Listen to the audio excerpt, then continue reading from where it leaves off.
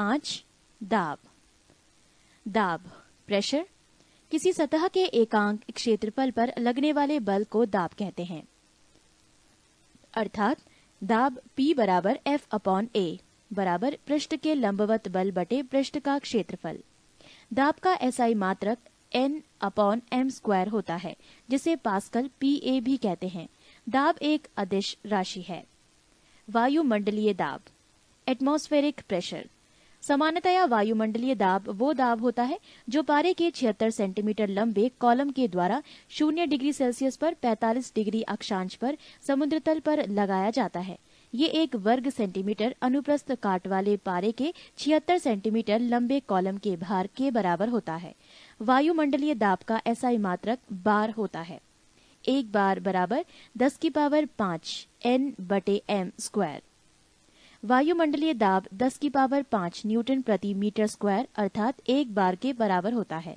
पृथ्वी की सतह से ऊपर जाने पर वायुमंडलीय दाब कम होता जाता है, जिसके कारण 1. पहाड़ों पर खाना बनाने में कठिनाई होती है। 2. वायुयान में बैठे यात्री के फाउंटेन पेन से स्याही रिस जाती है। वायुमंडलीय दाब को बैरोमीटर से मापा जाता है।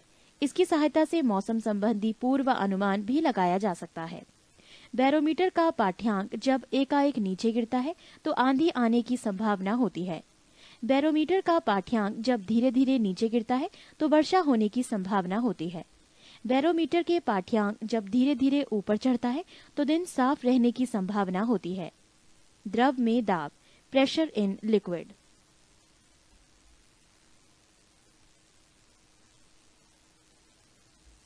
द्रव के अणुओं के द्वारा बर्तन की दीवार अथवा तली के प्रति एकांक क्षेत्रफल पर लगने वाले बल को द्रव का दाब कहते हैं। द्रव के अंदर किसी वस्तु बिंदु पर द्रव के कारण दाब द्रव की सतह से उस बिंदु की गहराई h, द्रव के घनत्व d तथा गुरुत्वीय त्वरण g के गुणनफल के बराबर होता है। अर्थात P दाब बराबर h गुणा d गुणा g। द्रवों में दाब के नियम। 1. स्थिर द्रव में एक ही क्षैतिज तल में स्थित सभी बिंदुओं पर दाब समान होता है। 2. स्थिर द्रव के भीतर किसी बिंदु पर दाब प्रत्येक दिशा में बराबर होता है। 3. द्रव के भीतर किसी बिंदु पर दाब स्वतंत्र तल से बिंदु की गहराई के अनुक्रमानुपाती होता है। 4. किसी बिंदु पर द्रव का दाब द्रव के घनत्व पर निर्भर करता है। घनत्व अधिक होने पर दाब भी अधिक होता है। द्रव दाब संबंधी पास्कल का नियम। पास्कल के नियम का प्रथम कथन। यदि गुरुत्वीय प्रभाव को नगण्य माना जाए तो संतुलन की अवस्था में द्रव के भीतर प्रत्येक बिंदु पर दबाव समान होता है। पास्कल के नियम का द्वितीय कथन। किसी बर्तन में बंद द्रव के किसी भाग पर आरोपित बल द्रव द्वारा सभी दिशाओं में समान परिमाण में संचारित कर दिया जाता है। पास्कल के नियम पर आधारित कुछ यंत्र हैं: hydraulic lift, hydraulic press, hydraulic brake आदि। पृष्ठ 5. द्रव का दाब उस पात्र के आकार या आकृति पर निर्भर नहीं करता जिसमें द्रव रखा जाता है। गलनांक तथा क्वथनांक पर दाब का प्रभाव। Effect of pressure on melting point and boiling point. गलनांक पर प्रभाव। 1. गर्म करने पर जिन पदार्थों का आयतन बढ़ता है, दाब बढ़ाने पर उनका गलनांक भी बढ़ जाता है, जैसे मोम, घी आदि। 2. गर्म करने पर जिन पदार्थों का आयतन घट जाता है, दाब बढ़ाने पर उनका गलनांक भी कम हो जाता है, जैसे बर्फ। क्वथनांक पर प्रभाव। सभी द्रवों का क्वथनांक दाब बढ़ाने पर बढ़ जाता है। 12. ध्वनि तरंग।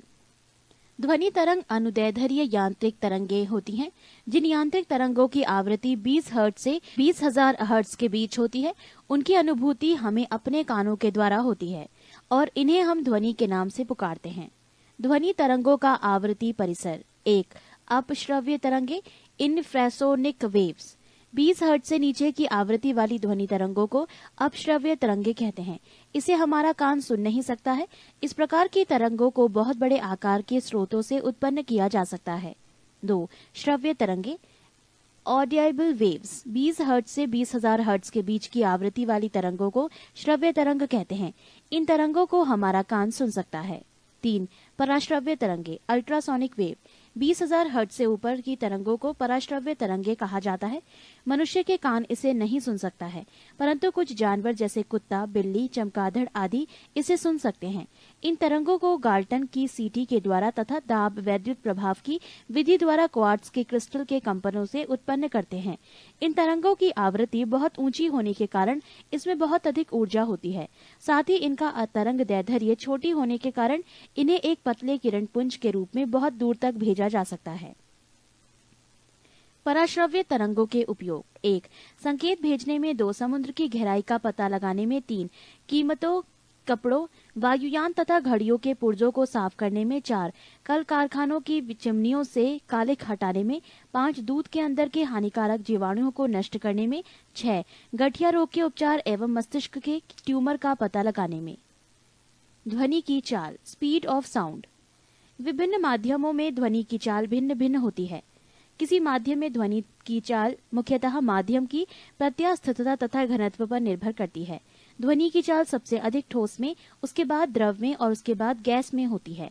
वायु में ध्वनि की चाल 332 मीटर प्रति सेकंड, जल में ध्वनि की चाल 1483 मीटर प्रति सेकंड और लोहे में ध्वनि की चाल 5130 मीटर प्रति सेकंड होती है। पृष्ठ 286। जब ध्वनि एक माध्यम से दूसरे माध्यम में जाती है तो ध्वनि की चाल एवं तरंग दैर्ध्य बदल जाती है, जबकि आवृत्ति नहीं बदलती है। किसी माध्यम में ध्वनि की चाल आवृत्ति पर निर्भर नहीं करती है। ध्वनि की चाल पर दाब का प्रभाव। ध्वनि की चाल पर दाब का कोई प्रभाव नहीं पड़ता है, अर्थात दाब घटाने या बढ़ाने पर ध्वनि की चाल अपरिवर्तित रहती है। विभिन्न माध्यमों में ध्वनि की चाल। माध्यम वायु, ध्वनि की चाल मीटर प्रति second at degree Celsius 332, hydrogen की 1269, कार्बन डाइऑक्साइड की 260, भाप 100 डिग्री सेल्सियस 405, अल्कोहल की 1213, जल की 1483, समुद्र जल की 1533, पारा की 1450, कांच की 5640, एल्यूमिनियम 6420 और लोहा 5130 मीटर प्रति सेकंड एट डिग्री सेल्सियस। ध्वनि की चाल पर ताप का प्रभाव। माध्यम का ताप बढ़ाने पर उसमें ध्वनि की चाल बढ़ जाती है।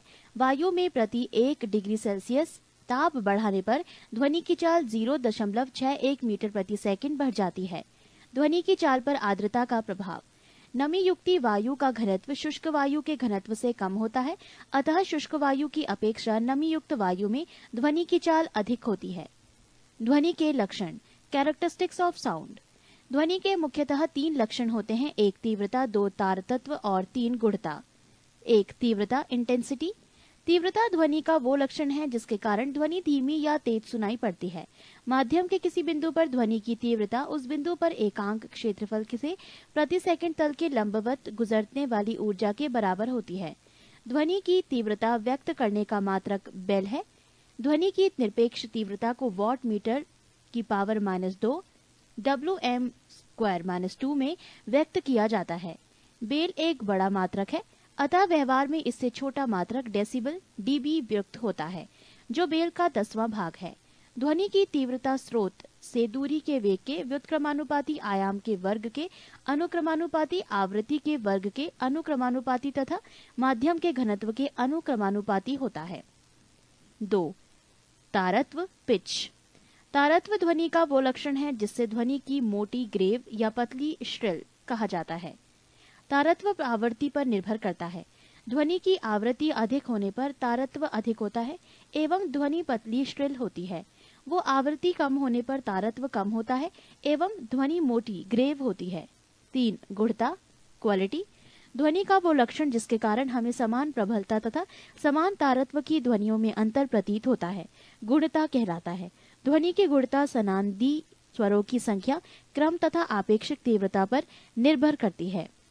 प्रतिध्वनि, इको। जब ध्वनि तरंगे दूर स्थित किसी दृढ़ टावर या पहाड़ से टकराकर परावर्तित होती है तो इसे परावर्तित ध्वनि को प्रतिध्वनि कहते हैं। प्रतिध्वनि सुनने के लिए श्रोता एवं परावर्तक सतह के बीच न्यूनतम 17 मीटर यानी 16.6 मीटर दूरी होनी चाहिए। कान पर ध्वनि का प्रभाव 1/10 सेकंड तक रहता है। ध्वनि के अपवर्तन के कारण ध्वनि दिन की अपेक्षा रात में अधिक दूरी तक सुनाई पड़ती है। अनुनाद, रेसोनेंस। जब किसी वस्तु के कंपनों की स्वाभाविक आवृत्ति किसी चालक बल के कंपनों की आवृत्ति के बराबर होती है तो वह वस्तु बहुत अधिक आयाम के कंपन करने लगती है। इस घटना को अनुनाद कहते हैं। पृष्ठ 287। ध्वनि का व्यतिकरण, इंटरफेरेंस ऑफ साउंड। जब समान आवृत्ति या आयाम को दी जाने वाली ध्वनि तरंगे एक साथ किसी बिंदु पर पहुंचती हैं, तो उस बिंदु पर ध्वनि ऊर्जा का पुनः वितरण हो जाता है। इस घटना को ध्वनि का व्यतिकरण कहते हैं। यदि दोनों तरंगे उस बिंदु पर एक ही कुला फेज में पहुंचती है तो वहां ध्वनि की तीव्रता अधिकतम होती है। इसे समपोषी कंस्ट्रक्टिव व्यतिकरण कहते हैं। यदि दोनों तरंगे विपरीत कला में पहुंचती हैं तो वहां पर तीव्रता न्यूनतम होती है। इसे विनाशी डिस्ट्रक्टिव व्यतिकरण कहते हैं। ध्वनि का विवर्तन, डिफरैक्शन ऑफ साउंड। ध्वनि का तरंग दैर्ध्य 1 मीटर की कोटि का होता है। अतः जब इसी कोटि का कोई अवरोध ध्वनि का मार्ग में आता है तो ध्वनि अवरोध के किनारे से मुड़कर आगे बढ़ जाती है। इस घटना को ध्वनि का विवर्तन कहते हैं। डॉपलर प्रभाव, डॉपलर्स इफेक्ट। जब किसी ध्वनि स्रोत एवं श्रोता के बीच आपेक्षिक गति होती है तो श्रोता को ध्वनि की आवृत्ति उसकी वास्तविक आवृत्ति से अलग सुनाई पड़ती है। इसे ही डॉपलर प्रभाव कहते हैं। मैक संख्या, किसी माध्यम में किसी पिंड की चाल तथा उसी माध्यम में ताप एवं दाब की उन्हीं परिस्थितियों में ध्वनि की चाल के अनुपात को उस वस्तु की उस माध्यम में मैक संख्या कहते हैं। यदि मैक संख्या 1 से अधिक है तो पिंड की चाल पराध्वनिक सुपरसोनिक कहलाती है। यदि मैक संख्या 5 से अधिक है तो ध्वनि की चाल अति पराध्वनिक हाइपरसोनिक कहलाती है। प्रघाती तरंग, शॉक वेव्स। जब पिंड की चाल पराध्वनिक हो जाती है तो वो अपने पीछे माध्यम में शंक्वाकार विक्षोभ छोड़ती है। इस विक्षोभ के संचरण को ही प्रघाती तरंग कहते हैं। तरंग गति, वेव मोशन। किसी कारक द्वारा उत्पन्न विक्षोभ के आगे बढ़ने की प्रक्रिया को तरंग गति कहते हैं। कंपन की कला, फेज ऑफ वाइब्रेशन। आवर्त गति में कंपन करते हुए किसी कण की किसी क्षण पर स्थिति तथा गति की दिशा को जिस राशि द्वारा निरूपित किया जाता है उसे उसी क्षण पर के कंपन की कला कहते हैं। निम्न तरंगे विद्युत चुंबकीय नहीं है। 1 कैथोड किरणें, 2 कैनाल किरणें, 3 अल्फा किरणें, 4 बीटा किरणें, 5 ध्वनि तरंगे, 6 पराश्रव्य तरंगे। आयाम, एम्पलीट्यूड। दोलन करने वाली वस्तु अपनी साम्य स्थिति को किसी भी ओर जितनी अधिक से अधिक दूरी तक जाती है उस दूरी को दोलन का आयाम कहते हैं। तरंग दैर्ध्य, वेव लेंथ। तरंग गति में समान कला में कंपन करने वाली द्विक्रमागत कणों के बीच की दूरी को तरंग दैर्ध्य कहते हैं। इसे ग्रीक अक्षर लैम्डा से व्यक्त किया जाता है। अनुप्रस्थ तरंगों में 2 पास की श्रृंगों अथवा गर्तों के बीच की दूरी तथा अनुदैर्ध्य तरंगों में क्रमागत 2 संपीड़नों तथा विरलनों के बीच की दूरी तरंग दैर्ध्य कहलाती है। सभी प्रकार की तरंगों में तरंग की चाल, तरंग दैर्ध्य एवं आवृत्ति के बीच निम्न संबंध होता है। तरंग चाल बराबर आवृत्ति गुणा तरंग दैर्ध्य या v बराबर n लैम्डा। 11 तरंग। तरंगों को मुख्यतः 2 भागों में बांटा जा सकता है। 1 यांत्रिक तरंग, मैकेनिकल वेव, 2 अयांत्रिक तरंग, नॉन मैकेनिकल वेव। यांत्रिक तरंग वो तरंगे जो किसी पदार्थिक माध्यम, ठोस, द्रव अथवा गैस में संचारित होती है, यांत्रिक तरंगे कहलाती है।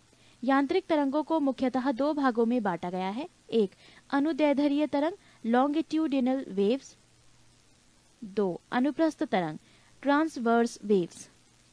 पृष्ठ 284। अनुदैर्ध्य तरंग, जब तरंग गति की दिशा माध्यम के कणों के कंपन करने की दिशा के अनुदिश या समांतर होती है तो ऐसी तरंग के अनुदैर्ध्य तरंग कहते हैं।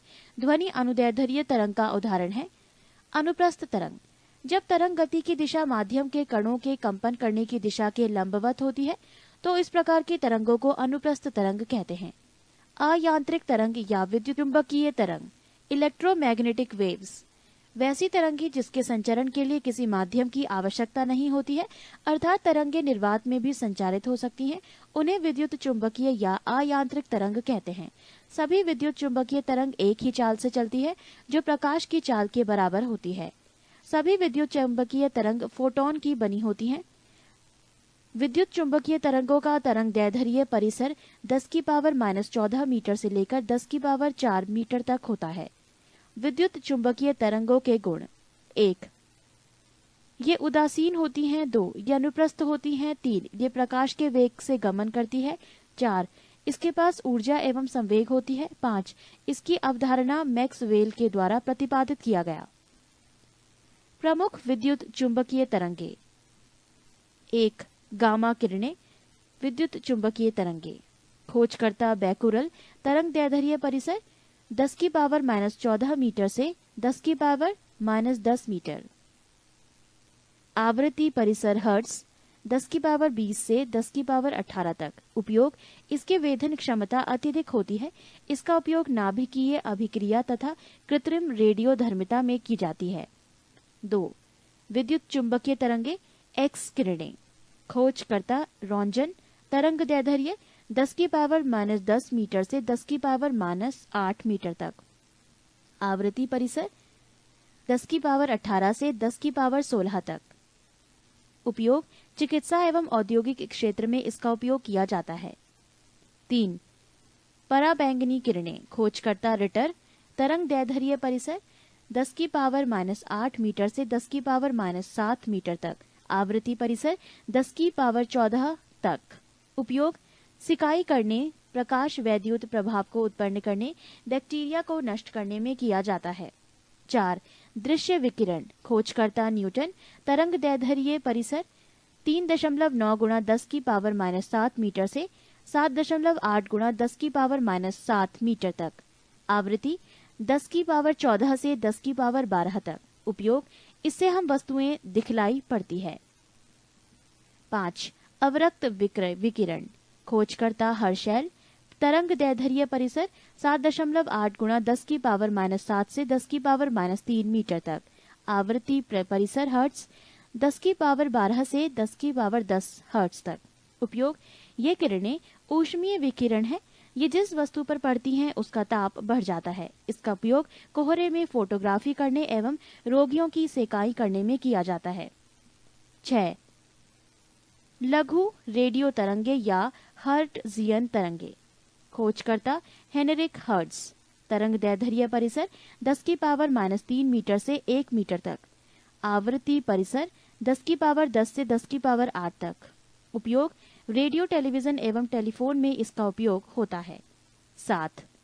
विद्युत चुंबकीय तरंगे, दीर्घ रेडियो तरंगे। खोजकर्ता मार्कोनी, तरंग दैर्ध्य परिसर 1 मीटर से 10 की पावर 4 मीटर तक। आवृत्ति परिसर हर्ट्ज में 10 की पावर 6 से 10 की पावर 4 हर्ट्ज तक। उपयोग: रेडियो एवं टेलीविजन में उपयोग होता है। नोट: 10 की पावर -3 मीटर से 10 की पावर -2 मीटर की तरंगे सूक्ष्म तरंगे कहलाती हैं। पृष्ठ 285। 10. सरल आवर्त गति। आवर्त गति, पीरियोडिक मोशन। एक निश्चित पथ पर गति करती वस्तु जब एक निश्चित समय अंतराल के पश्चात बार बार अपनी पूर्व गति को दोहराती है तो इस प्रकार की गति को आवर्त गति कहते हैं। दोलन गति, ऑस्कालेटरी मोशन। किसी पिंड की साम्य स्थिति के इधर उधर गति करने को दोलन अथवा काल्पनिक गति कहते हैं। एक दोलन या एक कंपन, दोलन करने वाले कण का अपनी साम्य स्थिति के एक ओर जाना, फिर साम्य स्थिति में वापस आकर दूसरी ओर जाना और पुनः साम्य स्थिति में वापस लौटना एक दोलन या कंपन कहलाता है। आवर्तकाल, टाइम पीरियड। एक दोलन पूरा करने के समय को आवर्तकाल कहते हैं। आवृत्ति, फ्रीक्वेंसी। कंपन करने वाली वस्तु एक सेकंड में जितना कंपन करती है उसे उसकी आवृत्ति कहते हैं। इसका एसआई मात्रक हर्ट्ज होता है। यदि आवृत्ति n तथा आवर्तकाल t हो तो n बराबर I/t होता है। सरल आवर्त गति, सिंपल हार्मोनिक मोशन। यदि कोई वस्तु एक सरल रेखा पर मध्यमान स्थिति, मीन पोजीशन के इधर उधर इस प्रकार की गति करे कि वस्तु का त्वरण मध्यमान स्थिति से वस्तु के विस्थापन के अनुक्रमानुपाती हो तथा त्वरण की दिशा मध्यमान स्थिति की ओर हो तो उसकी गति सरल आवर्त गति कहलाती है। पृष्ठ 283। सरल आवर्त गति की विशेषताएं। सरल आवर्त गति करने वाला कण जब अपनी मध्यमान स्थिति से गुजरता है तो 1. उस पर कोई बल कार्य नहीं करता है। 2. उसका त्वरण शून्य होता है। 3. वेग अधिकतम होता है। 4. गतिज ऊर्जा अधिकतम होती है। 5. स्थितिज ऊर्जा शून्य होती है। सरल आवर्त गति करने वाला कण जब अपनी गति के अंत बिंदुओं से गुजरता है तो 1. उसका त्वरण अधिकतम होता है। 2. उस पर कार्य करने वाला प्रत्यानयन बल अधिकतम होता है। 3. गतिज ऊर्जा शून्य होती है। 4. स्थितिज ऊर्जा अधिकतम होती है। 5. वेग शून्य होता है। सरल लोलक, सिंपल पेंडुलम।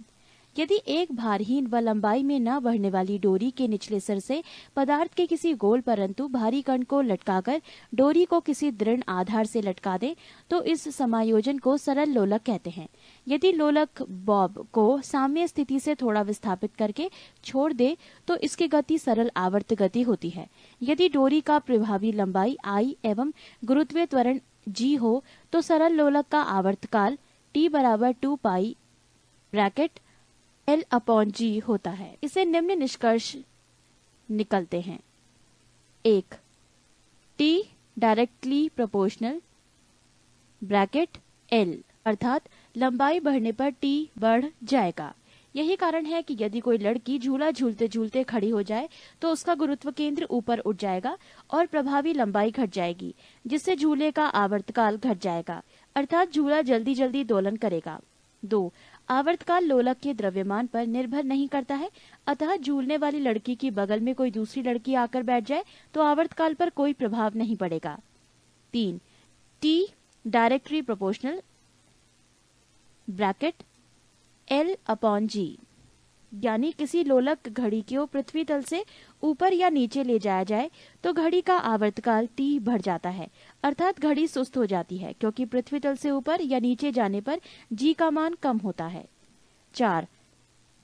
यदि लोलक घड़ी को उपग्रह पर ले जाएं तो वहां भारहीनता के कारण G बराबर O, अतः घड़ी का आवर्तकाल T अनंत हो जाएगा, अतः उपग्रह में लोलक घड़ी काम नहीं करेगी। गर्मियों में लोलक की लंबाई I बढ़ जाएगी तो उसका आवर्तकाल T भी बढ़ जाएगा, अतः घड़ी सुस्त हो जाएगी। सर्दियों में I कम हो जाने पर T भी कम हो जाएगा और लोलक घड़ी तेज चलने लगेगी। चंद्रमा पर लोलक घड़ी को ले जाने पर उसका आवर्तकाल बढ़ जाएगा, क्योंकि चंद्रमा पर G का मान पृथ्वी के G के मान का 1/6 गुना है।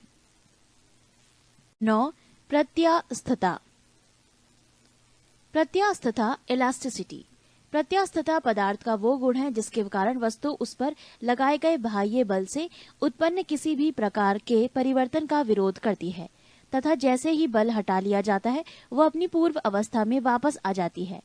प्रत्यास्थता की सीमा इलास्टिक लिमिट, विरूपक बल के परिमाण की वो सीमा जिससे कम बल लगाने पर पदार्थ में प्रत्यास्थता का गुण बना रहता है तथा जिससे अधिक बल लगाने पर पदार्थ का प्रत्यास्थता का गुण समाप्त हो जाता है, प्रत्यास्थता की सीमा कहलाती है।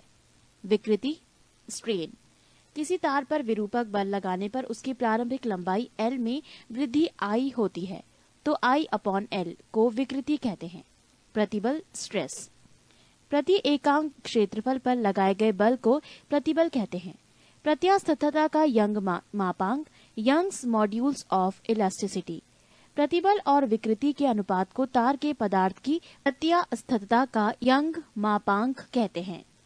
हुक का नियम हुक्स लॉ। प्रत्यास्थता की सीमा में किसी वस्तु में उत्पन्न विकृति उस पर लगाए गए प्रतिबल के अनुक्रमानुपाती होती है, अर्थात प्रतिबल अनुक्रमानुपाती विकृति या प्रतिबल बटे विकृति बराबर E। कोष्ठक में एक नियतांक बराबर प्रत्यास्थता का गुणांक। प्रत्यास्थता गुणांक E का मान भिन्न भिन्न पदार्थों के लिए भिन्न भिन्न होता है। इसका SI मात्रक न्यूटन मीटर की पावर -2 होता है, जिसे पास्कल कहते हैं।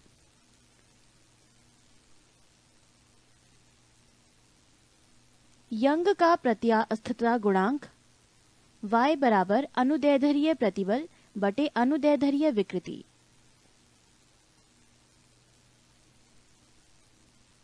यदि विकृति आयतन में हो तो उसे आयतन प्रत्यास्थता गुणांक K कहते हैं।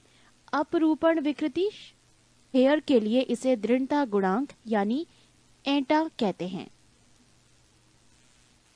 8. शयानता। शयान बल विस्काउस फोर्स। किसी द्रव या गैस की दो क्रमागत परतों के बीच उनकी आपेक्षिक गति का विरोध करने वाले घर्षण बल को शयान बल कहते हैं। शयानता, वाइसोसिटी, तरल का वो गुण जिसके कारण तरल की विभिन्न परतों के मध्य आपेक्षिक गति का विरोध होता है, शयानता कहलाता है। शयानता केवल द्रवों तथा गैसों का गुण है। द्रवों में शयानता अणुओं के मध्य लगने वाले संसंजक बलों के कारण होती है। गैसों में शयानता इसकी एक परत से दूसरी परत में अणुओं के स्थानांतरण के कारण होती है। गैसों में शयानता द्रवों की तुलना में बहुत कम होती है। ठोसों में शयानता नहीं होती है। एक आदर्श तरल की शयानता 0 होती है। ताप बढ़ने पर द्रवों की शयानता घट जाती है, परंतु गैसों की बढ़ जाती है। किसी तरल की शयानता को शयानता गुणांक, कोएफिशिएंट ऑफ वाइसोसिटी द्वारा मापा जाता है। इसका एसआई मात्रक डेका पॉइज या पॉजली पीआई या पास्कल सेकेंड पीएस है। इसे प्राय एन ईटा द्वारा सूचित किया जाता है। सीमांत वेग। जब कोई वस्तु किसी शयान द्रव में गिरती है तो प्रारंभ में उसका वेग बढ़ता जाता है, किंतु कुछ समय के पश्चात वो नियत वेग से गिरने लगती है। इस नियत वेग को ही वस्तु का सीमांत वेग कहते हैं। इस अवस्था में वस्तु का भार शयान बल और उत्प्लावन बल के योग के बराबर होते हैं, अर्थात वस्तु पर कार्य करने वाले सभी बलों का योग 0 होता है। सीमांत वेग वस्तु की त्रिज्या के वर्ग के अनुक्रमानुपाती होता है, अर्थात बड़ी वस्तु अधिक वेग से और छोटी वस्तु कम वेग से गिरती है। धारा रेखीय प्रभाव, स्टीम लाइन फ्लो। द्रव का ऐसा प्रवाह जिसमें द्रव का प्रत्येक कण उसी बिंदु से गुजरता है जिससे पहले उसमें पहले वाला कण गुजरा होता था, धारा रेखीय प्रवाह कहलाता है। इसमें किसी नियत बिंदु पर प्रवाह की चाल व उसकी दिशा निश्चित बनी रहती है। क्रांतिक वेग, क्रिटिकल वेलोसिटी। धारा रेखीय प्रवाह के महत्तम वेग को क्रांतिक वेग कहते हैं, अर्थात धारा रेखीय प्रवाह की वो उच्च सीमा जिसके बाद द्रव का प्रवाह धारा रेखीय न होकर विक्षुब्ध हो जाए, वो वेग क्रांतिक वेग कहलाता है। यदि द्रव प्रवाह का वेग क्रांतिक वेग से कम होता है तो उसका प्रवाह उसकी शयानता पर निर्भर करता है। यदि द्रव प्रवाह का वेग उसके क्रांतिक वेग से अधिक होता है तो उसका प्रवाह मुख्यतः उसके घनत्व पर निर्भर करता है। जैसे ज्वालामुखी से निकलने वाला लावा बहुत अधिक गाढ़ा होने पर भी तेजी से बहता है, क्योंकि उसका घनत्व अपेक्षाकृत कम होता है और घनत्व ही उसके वेग को निर्धारित करता है। बर्नौली का प्रमेय, बर्नौलीज थ्योरम। जब कोई आदर्श द्रव किसी नली में धारा रेखीय प्रवाह में बहता है तो उसके मार्ग के प्रत्येक बिंदु पर उसके एकांक आयतन की कुल ऊर्जा, दाब ऊर्जा, गतिज ऊर्जा एवं स्थितिज ऊर्जा का योग नियत रहता है। इस प्रमेय पर आधारित वेंटुरी मीटर से नली में द्रव के प्रवाह की दर ज्ञात की जाती है। पृष्ठ 8-7 पृष्ठ तनाव। संसंजक बल, कोहेसिव फोर्स। एक ही पदार्थ के अणुओं के मध्य लगने वाले आकर्षण बल को संसंजक बल कहते हैं। ठोसों में संसंजक बल का मान अधिक होता है, फलस्वरूप उनके आकार निश्चित होते हैं। गैसों में संसंजक बल का मान नगण्य होता है। असंजक बल, एडहेसिव फोर्स। दो भिन्न पदार्थों के अणुओं के बीच लगने वाले आकर्षण बल को असंजक बल कहते हैं। असंजक बल के कारण ही एक वस्तु दूसरे से चिपकती है। पृष्ठ तनाव, सरफेस टेंशन। द्रव के स्वतंत्र पृष्ठ में कम से कम क्षेत्रफल प्राप्त करने की प्रवृत्ति होती है, जिसके कारण पृष्ठ का पृष्ठ सदैव तनाव की स्थिति में रहती है। इसे भी पृष्ठ तनाव कहते हैं। किसी द्रव का पृष्ठ तनाव वो बल है जो द्रव के पृष्ठ पर खींची गई काल्पनिक रेखा की इकाई लंबाई पर रेखा का लंबवत कार्य करता है। यदि रेखा की लंबाई I पर F बल कार्य करता है तो पृष्ठ तनाव T बराबर F/I। पृष्ठ तनाव का SI मात्रक न्यूटन प्रति मीटर होता है। द्रव के पृष्ठ के क्षेत्रफल में एकांक वृद्धि करने के लिए किया गया कार्य द्रव के पृष्ठ तनाव के बराबर होता है। इसके अनुसार पृष्ठ तनाव का मात्रक जूल प्रति मीटर स्क्वायर होगा। द्रव का ताप बढ़ाने पर पृष्ठ तनाव कम हो जाता है और क्रांतिक ताप, क्रिटिकल टेम्प पर यह 0 हो जाता है। केशिकत्व, केश नली, कैपिलरी ट्यूब। एक ऐसी खोखली नली जिसकी त्रिज्या बहुत कम तथा एक समान होती है, केश नली कहलाती है। केश नली में द्रव के ऊपर चढ़ने या नीचे दबने की घटना को केशिकत्व, कैपिलैरिटी कहते हैं। किस सीमा तक द्रव केशनली में चढ़ता या उतरता है, ये केशनली की त्रिज्या पर निर्भर करता है। संकीर्ण नली में द्रव का चढ़ाव अधिक तथा चौड़ी नली में द्रव का चढ़ाव कम होता है। सामान्यतः जो द्रव कांच को भिगोता है वो केशनली में ऊपर चढ़ जाता है और जो द्रव कांच को नहीं भिगोता है वो नीचे दब जाता है। जैसे जब केशनली को पानी में डुबोया जाता है तो पानी ऊपर चढ़ जाता है और पानी की सतह केशनली के अंदर धंसा हुआ रहता है। इसके विपरीत जब केशनली को पारे में डुबाया जाता है तो पारा केशनली में बर्तन में रखे पारे की सतह से नीचे ही रहता है और केशनली में पारा की सतह उभरा हुआ रहता है। केशिकत्व का उदाहरण: 1. ब्लॉटिंग पेपर स्याही को शीघ्र सोख लेता है क्योंकि इसमें बने छोटे छोटे छिद्र केशनली की तरह कार्य करती है। 2. लालटेन या लैंप की बत्ती में केशिकत्व के कारण ही तेल ऊपर चढ़ता है। 3. पेड़ पौधों की शाखाओं, तनों एवं पत्तियों तक जल और आवश्यक लवण केशिकत्व की क्रिया के द्वारा ही पहुंचते हैं। 4. कृत्रिम उपग्रह के अंदर भारहीनता की अवस्था यदि किसी केशनली को जल में खड़ा किया जाए तो नली में चढ़ने वाले जल स्तंभ का प्रभावी भार शून्य होने के कारण जल नली के दूसरे सिरे तक पहुंच जाएगा, चाहे केशनली कितनी भी लंबी क्यों ना हो। 5. वर्षा के बाद किसान अपने खेतों की जुताई कर देते हैं ताकि मिट्टी में बनी केशनलियां टूट जाएं और पानी ऊपर ना आ सके व मिट्टी में नमी बनी रहे। पतली सुई पृष्ठ तनाव के कारण ही पानी पर तैराई जा सकती है। साबुन, डिटर्जेंट आदि जल का पृष्ठ तनाव कम कर देते हैं, अतः वो मैल में गहराई तक चले जाते हैं जिससे कपड़ा ज्यादा साफ होता है। साबुन के घोल के बुलबुले बड़े इसलिए बनते हैं कि जल में साबुन घोलने पर उसका पृष्ठ तनाव कम हो जाता है। पृष्ठ 7 पानी पर मच्छरों के लार्वा तैरते रहते हैं, परंतु पानी में मिट्टी का तेल छिड़क देने पर उसका पृष्ठ तनाव कम हो जाता है जिससे लार्वा पानी में डूबकर मर जाते हैं। गरम सूप स्वादिष्ट लगता है क्योंकि गरम द्रव का पृष्ठ तनाव कम होता है, अतः वो जीभ के ऊपर सभी भागों में अच्छी तरह फैल जाता है। 6. प्लवन उत्प्लावक बल बियोयांट फोर्स द्रव का वो गुण जिसके कारण वो वस्तुओं पर ऊपर की ओर एक बल लगाता है उसे उत्क्षेप या उत्प्लावक बल कहते हैं। ये बल वस्तुओं द्वारा हटाए गए द्रव के गुरुत्व केंद्र पर कार्य करता है, जैसे उत्प्लावन केंद्र सेंटर ऑफ ब्योयांसी कहते हैं।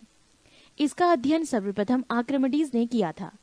आर्किमिडीज का सिद्धांत: जब कोई वस्तु किसी द्रव में पूरी अथवा आंशिक रूप से डुबोई जाती है तो उसके भार में कमी का आभास होता है। भार में ये आभासी कमी वस्तु द्वारा हटाए गए द्रव के भार के बराबर होती है।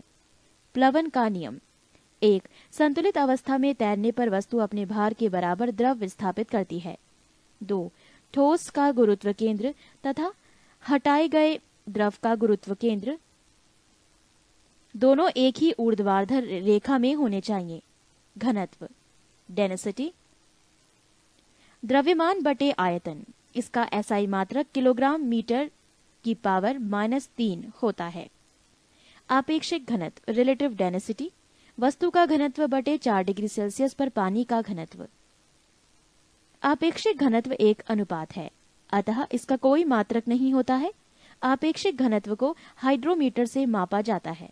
सामान्य जल की अपेक्षा समुद्री जल का घनत्व अधिक होता है, इसीलिए उसमें तैरना आसान होता है। जब बर्फ पानी में तैरती है तो उसके आयतन का 1/10 भाग पानी के ऊपर रहता है।